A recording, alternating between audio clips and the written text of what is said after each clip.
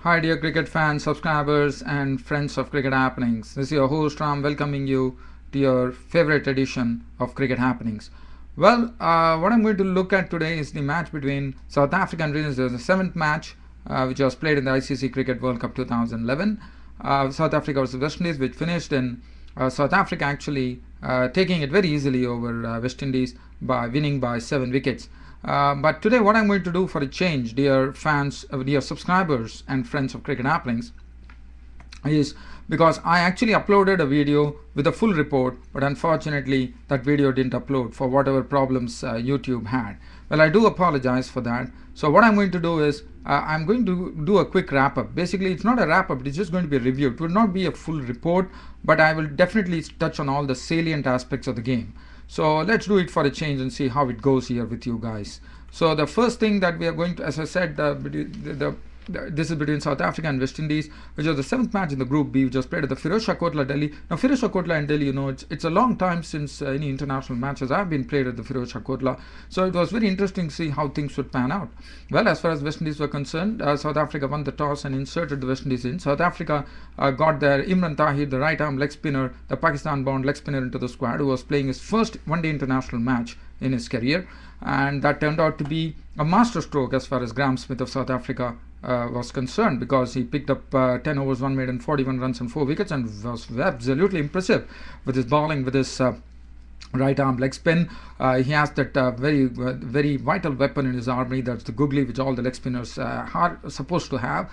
As far as West Indies were concerned, well, and there was a surprise too when actually Johan Botha, the right-arm off spinner, was given the new ball, and he was the one who bowled it Gale, and well, he didn't disappoint either. He actually pleased Graeme Smith by actually picking up the wicket of Chris Gale very early on. Chris Gale was out for the third ball of the match when he was gone. Caught careless bowl, both of 2 of 3 balls. After that, the innings was really held on by Darren Bravo. Once Darren Bravo came on, well, he didn't waste any time. As far as Darren Bravo came on, he immediately went for a stroke. In fact, he hit us. In fact, Darren Bravo hit a very good boundary over mid-on when he came in, and along with Devon Smith at the other end, they stitched together a very good partnership. They took on the partnership to 113 with putting on a 111 run partnership.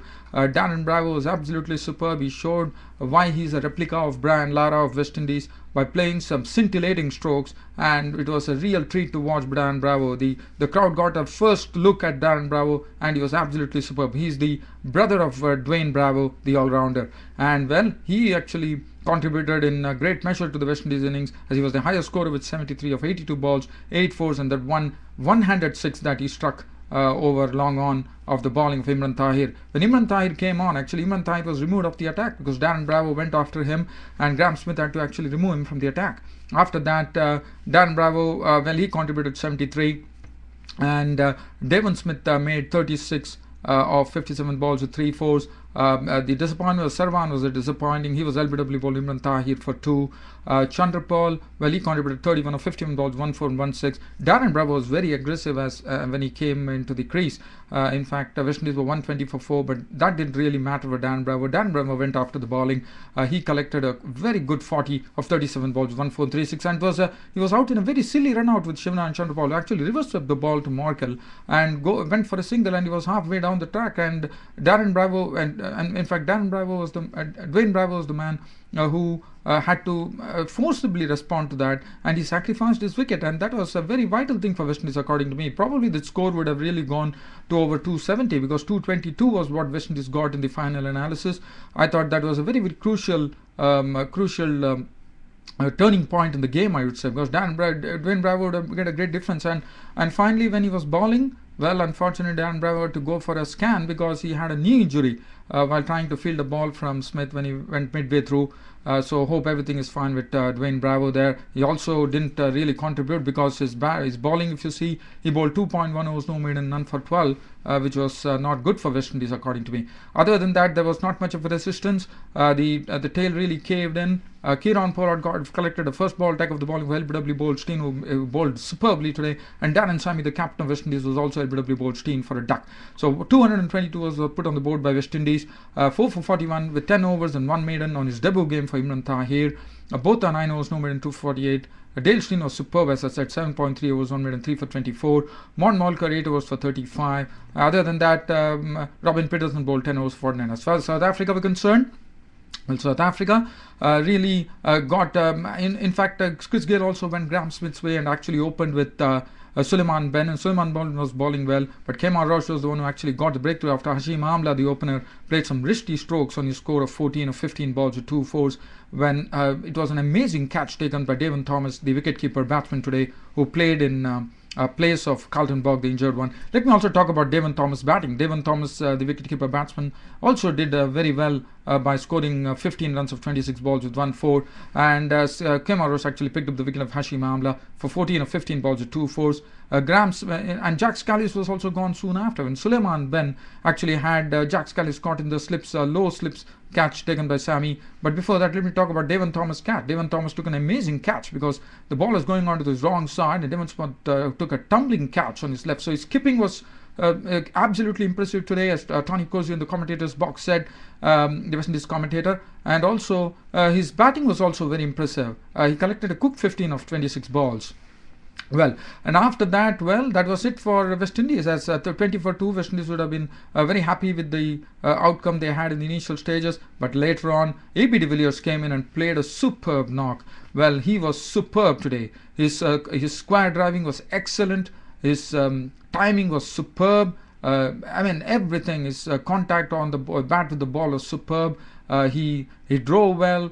He swept well. He lofted the spinners well for 2 sixes, and AB de Villiers was absolutely superb today, and that was made the final difference. And the other end, Graham Smith, the captain, was absolutely struggling today. He was not able to get the ball of the square, but he was just staying at the wicket to get some practice, I would say, and basically gave some good stand. He was beaten a couple of times by Kemar Roach.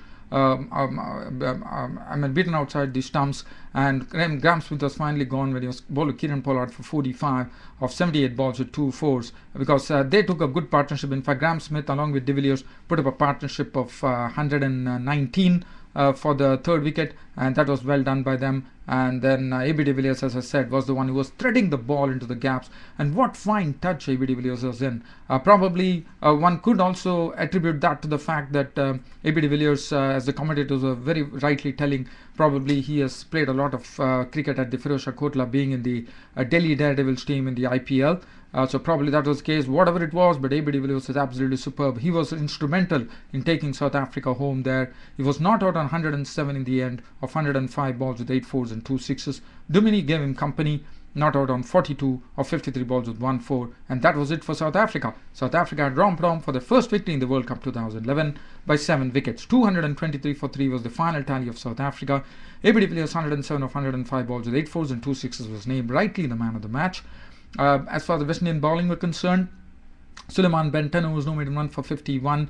Bowled initially well, but later on, AB de Villiers really stroked him very well. Kemar Roach, 8 overs, 1 for 42. It was very sad that, as I said, Dwayne Bravo made a big difference to the West Indies. Really very sorry that Darren Bravo also was involved in a very silly run out today, which was not his fault of his. It was a turning point in the game, according to me, because West Indies could have put up a score of 270 with Dwayne Bravo at the crease. And also his bowling is also something which is a real asset for the West Indies, but unfortunately it was not to be, as he left the field with a knee injury. Hopefully he has gone for a scan, and hopefully things are okay. 2.1 overs, no maiden, none for 12 when you left back.